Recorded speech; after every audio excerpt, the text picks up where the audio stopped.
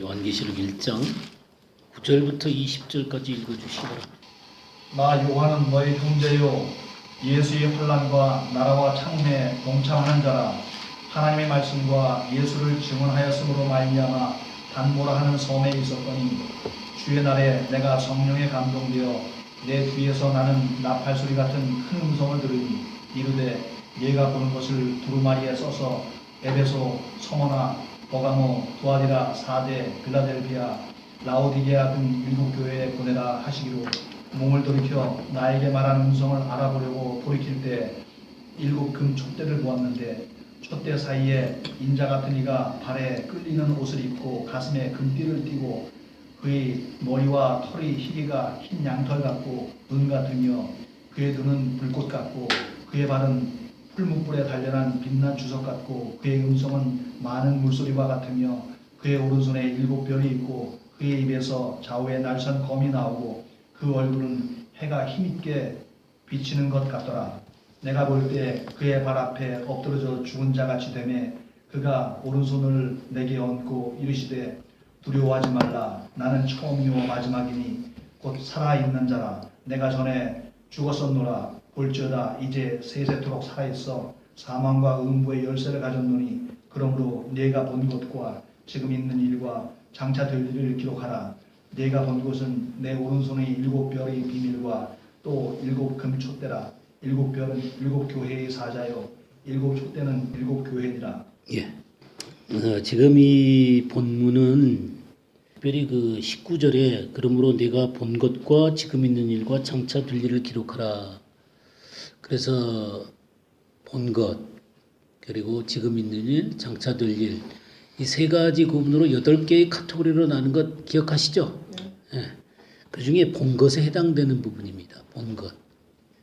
이 본 것. 예수 그리스도에 대한 계시죠. 예수 그리스도에 대한 계시입니다. 그러니까 예수 그리스도의 계시, 예수 그리스도를 드러내 주시는 계시예요. 그러니까 가장 영광스러운 계시라고 말할 수 있습니다. 이 요한계시록에 나오는 수많은 영광스러운 계시들이 있지만 바로 예수 그리스도를 보여주신 가장 영광스러운 계시입니다. 근데 여기 요한에 대한 설명을 지난주에 하다가 마쳤습니다. 9절에 보게 되면 나 요한은 너희 형제요. 형제다라는 표현이 나오죠. 형제라고 하는 표현을 누가 제일 먼저 쓰셨냐면 주님이 먼저 쓰셨어요. 주님이. 히브리서를 한번 볼까요? 히브리서 2장 11, 12 읽어보겠어요. 거룩하게 하시는 이와 거룩함을 입은 자들이 다 한 근원에서 난지라. 그러므로 형제라 부르시기를 부끄러워하지 아니하시고 이르시되 내가 주의 이름을 내 형제들에게 선포하고 내가 주를 교회 중에서 찬송하리라 하셨으며. 이거 누가 하신 말씀이에요? 예수 그리스도가 하신 말씀이죠. 거룩하게 하시는 분은 예수 그리스도죠. 그 다음에 거룩하게 함을 입은 자는 예수 믿는 자들을 얘기하는 것이죠. 근데 다 한 근원에서 났다. 이 한 근원이 바로 하나님 아버지시죠. 하나님 아버지에서 한 근원에서 났습니다. 그러므로 형제라 부르기를 부끄러워하지 아니하시고 동일 본질입니다. 동일 본질. 하나님 아버지에게서 나온 동일 본질. 이 동일 본질의 생명을 갖고 있어야만 형제가 될 수 있는 것입니다. 그 동일 본질이 예수 그리스도에게도 계시고 또 우리들에게도 있는 것이죠. 우리들에게도 하나님 아버지로부터 주어진 영원한 생명이 있기 때문에 우리는 동일한 생명의 본질을 갖고 있는 형제들이에요. 우리가 예수님과 형제입니까? 예수님을 맏아들이다 그랬잖아요. 맏아들. 맏아들이 있다는 얘기는 그 다음에 차자와 그 다음에 형제들이 많이 있다는 얘기잖아요. 그죠? 우리가 맏아들의 형상을 본받는 자들이잖아요. 그죠? 그 얘기는 우리가 그리스도 안에서 자녀가 됐고 형제가 되어졌다라고 하는 것입니다. 그러니까 예수님이 우리를 형제라 그러는데 요한도 우리를 뭐라고 얘기해요? 예, 너희 형제요. 동일 본질을 갖고 있는 것입니다. 예, 우리는 그래서 하나님 나라의 백성이 된 것이죠. 그래서 이 예수 그리스도로 말미암아 동일 본질을 갖고 있는 이 형제들이 이제는 무엇을 위해서 사는 것이냐면 하나님 나라를 위해서 사는 것입니다. 그래서 요한이 너희 형제요 예수의 환난과 나라와 참음에 동참하는 자라 그랬어요. 이 참음과 환난은 무엇 때문에 일어나는 것이냐면 그 나라에 동참하기 때문에 일어나는 거예요. 이 하나님의 나라를 바라보는 자들은 환난과 참음이 있을 수밖에 없습니다. 왜냐하면 이 세상이라고 하는 것은 하나님의 백성된 우리들에게는 참된 근원이 아니에요. 우리의 근원은 하나님께 속해 있는 것이기 때문에 이 세상에서 하나님의 나라를 위해서 일하는 사람들이기 때문에 우린 이 세상에서 반대에 부딪힐 수밖에 없고 또 거부당할 수밖에 없고 핍박을 당할 수밖에 없습니다. 우리 요한복음 15장 16절에서 19절 한번 찾아보죠. 너희가 나를 택한 것이 아니요 내가 너희를 택하여 세웠나니 이는 너희로 가서 열매를 맺게 하고 또 너희 열매가 항상 있게 하여 내 이름으로 아버지께 무엇을 구하든지 다 받게 하려 함이라. 내가 이것을 너희에게 명함은 너희가 서로 사랑하게 하려 함이라. 세상이 너희를 미워하면 너희보다 먼저 나를 미워한 줄을 알라. 너희가 세상에 속하였으면 세상이 자기의 것을 사랑할 것이나 너희는 세상에 속한 자가 아니요 도리어 내가 너희를 세상에서 택하였기 때문에 세상이 너희를 미워하느니라. 예, 너희와 세상 이게 구별이 되잖아요, 그죠? 너희는 내가 택했다. 그래서 내가 택한 너희는 세상에서 열매를 맺고 생명의 열매죠. 생명의 열매를 맺고 또 서로 사랑을 하는 것입니다. 그러니까 형제들은 동일 생명을 갖고 있는 너희들은 서로 사랑을 하는 거예요. 그렇지만 세상이 너희를 미워하게 될 거다라고 하는 것이죠. 왜냐하면 본질이 다르기 때문에 그러는 거예요. 본질이 다르기 때문에. 그래서 너희보다 먼저 나를 미워한 줄 알라. 예수 그리스도를 받아들이지 않고 십자가에 못 박은 그들은 예수님을 통해서 새 생명을 얻은 우리들을 반대할 수밖에 없습니다. 그래서 너희를 미워하게 된다. 하나님의 나라를 위해서 살아가는 우리들에게는 환난과 또 참음, 인내가 필요한 것이죠. 우리가 예수 그리스도를 믿게 되면 그의 나라와 그의 의를 구하는 사람들이 되잖아요. 그죠? 그의 나라와 의를 구하는 사람들이 되게 되는 것입니다.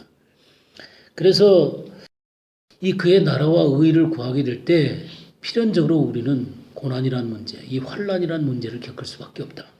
우리 사도행전 14장 22절 한번 보겠습니다. 제자들의 마음을 굳게 하여 이 믿음에 머물러 있으라. 고나고 또 우리가 하나님의 나라에 들어가려면 많은 환난을 겪어야 할 것이라. 네, 하나님 나라에 동참하기 위해서는 뭐를 겪어야 된다고 그랬어요? 네, 이 환난을 겪어야 될 것이다. 그러니까 이 그리스도 예수의 제자된 사람들, 주님과 형제된 사람들, 하나님 나라의 백성이 된 사람들은 당연히 뭐를 겪어야 된다고요? 네, 환난을 겪어야 된다고 그랬습니다. 환난을 겪어야 될 것이다. 요한복음 16장 33절도 한번 볼까요? 이것을 너희에게 이름은 너희로 내 안에서 평화를 누리게 하려 함이라. 세상에서는 너희가 환난을 당하나 담대하라. 내가 세상을 이기었노라. 네, 너희가 세상에서는 환난을 당한다 그랬어요. 세상에서는 환난을 당한다. 그런데 우리들한테 뭐라고 얘기하냐면 담대하라고 얘기합니다. 담대하라고. 왜냐하면 주님이 이기신 분이기 때문에 그렇습니다. 그래서 우리로 이긴 자로 서게 하는 것이죠. 이긴 자로 서게 하시는 것입니다. 그러나 이긴 자로 선다 하더라도 우리가 세상에서는 환난을 당합니다. 실제적인 고난을 당하는 거예요. 지금 이 본문 가운데 요한계시록 1장 가운데 이 환난과 또 이 인내, 이 참음에 동참된 이 요한은 실제적으로 어디에 유배되겠어요? 반모라는 섬에 유배가 되게 된 것입니다. 이 반모라는 섬은 유배에 당한 곳이에요. 유배를 당한 곳입니다. 그러니까 실제적인 고난을 당하는 것이죠. 우리가 예수 그리스도를 믿게 되고 또 그의 나라를 위해서 살아가게 되게 되면 분명히 따르는 게 환난과 핍박. 그것이 실제적인 재산의 문제일 수도 있고요. 시간의 문제일 수도 있고 또 인간관계가 곤란해지게 될 수도 있습니다. 어떤 직장에서의 불이익을 당할 수도 있는 것이고요. 그러니까 이런 실제적인 문제들을 당하게 되는 것이죠. 그러니까 이 요한은 하나님의 나라를 향해서 걸어갔기 때문에 그는 지금 현재 어디에 있는 거예요? 반모라는 섬에 있는 것입니다. 유배를 당한 것이죠. 실제적인 고난을 당하는 것입니다. 바울은 이 실제적인 고난을 감옥 속에서 많이 지냈죠. 네, 바울은 감옥 속에서 지냈고 마지막에는 로마 언덕에서 머리가 잘려서 순교를 당하게 된 것이죠. 그래서 그런 것처럼 우리가 예수 그리스도를 믿고 하나님 나라를 향해서 걸어갈 때 이 세상 사람들과 동일하게 살 수가 없는 거예요. 이 세상 사람들이 누리는 그런 것들을 다 누리고 사는 것이 아니에요. 우리는 필연적으로 고난을 당할 수밖에 없고 자기를 부인할 수밖에 없고 세상 사람들과 똑같이 걸어갈 수가 없는 거예요. 우리는 달라야 되는 것이죠. 왜요? 우리는요 예수 그리스도와 동일한 생명의 본질을 갖고 있는 사람들이기 때문에 하나님 나라를 향해서 살아가는 사람들이니까 다를 수밖에 없는 것이죠. 우리 이런 것들을 늘 깊이 염두에 둬야 됩니다. 근데 우리가 실제적인 고난을 당할 때 쓸데없는 고난도 있어요. 당하지 말아야 되는 쓸데없는 고난을 당하는 사람들이 있어요. 왜냐하면 자기가 실컷 잘못해놓고 당하는 고난을 우리가 주님 때문에 당하는 고난이다 이렇게 말할 수는 없는 거잖아요. 그죠? 우리 베드로전서 4장 15절 16절 한번 보세요. 너희 중에 누구든지 살인이나 도둑질이나 악행이나 남의 일을 간섭하는 자로 고난을 받지 말려니와 만일 그리스도인으로 고난을 받으면 부끄러워하지 말고 도리어 그 이름으로 하나님께 영광을 돌리라. 예, 그렇죠. 살인이나 도둑질이나 악행이나 남의 일을 간섭하는 자로 고난을 받지 말라. 육신을 위해서 일하다가 고난받는 거 그건 쓸데없는 고난이다 그건 얘기예요. 그러나 누구 때문에 당하는 고난이요? 그리스도인으로 고난을 받으면 부끄러워하지 마라. 하나님께 영광을 돌리라 그렇게 말씀하고 있습니다. 그러니까 이 주님이 그리스도 때문에 당하는 고난들 가운데 또 실질적으로 주님은 먼저 하시는 게 어떤 작업을 하시냐면 나를 다루시는 작업부터 하세요. 이 자아와 육신을 깨트리는 작업을 하세요. 왜냐하면 하나님의 나라를 위해서 설 수 있는 하나님의 사람으로 세워지기 위해서는 이 내 자아와 이 육신이 깨어지지 않고서는 온전히 그 자리에 서 있을 수가 없는 것이죠. 우리가 많은 사람들이요 주님을 위해서 난 주님을 위해서 살겠습니다. 그럴 때 처음부터 불순한 마음을 갖고 하는 거 아니잖아요.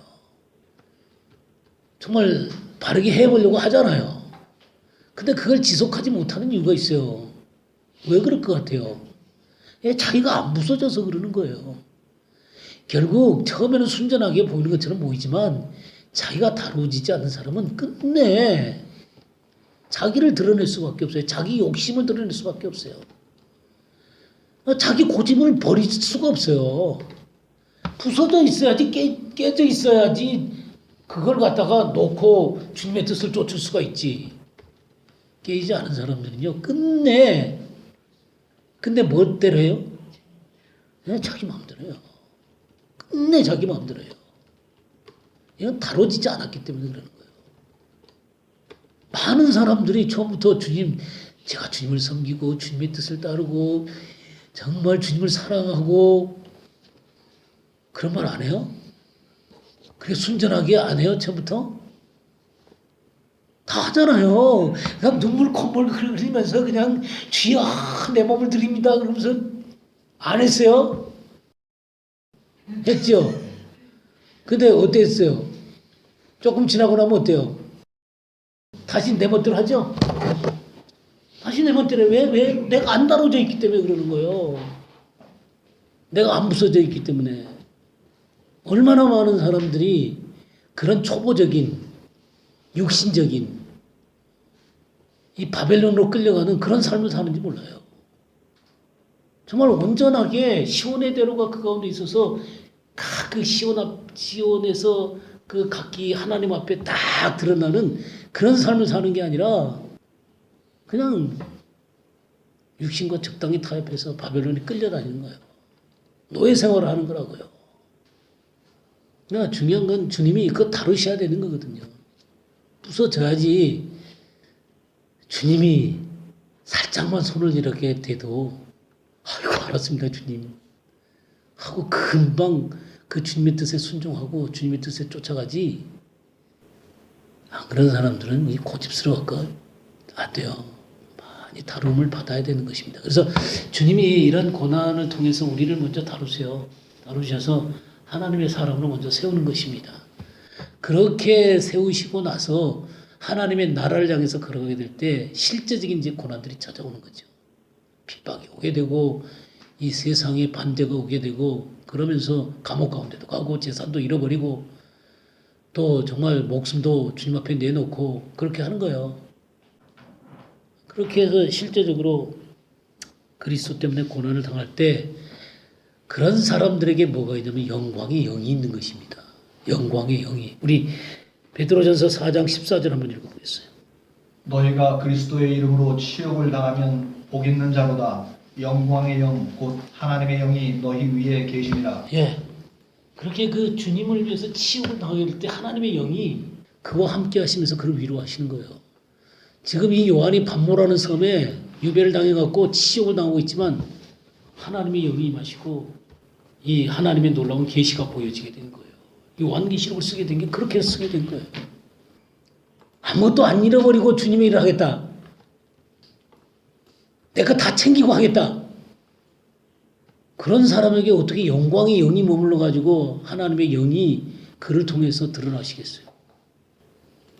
주님에서 자기를 기꺼이 부서뜨리는 사람들을 통해서 주님의 이름 때문에 치욕을 당할 사람들 그런 사람들을 통해서 주님이 승리의 길을 걸어가게 하시는 거예요.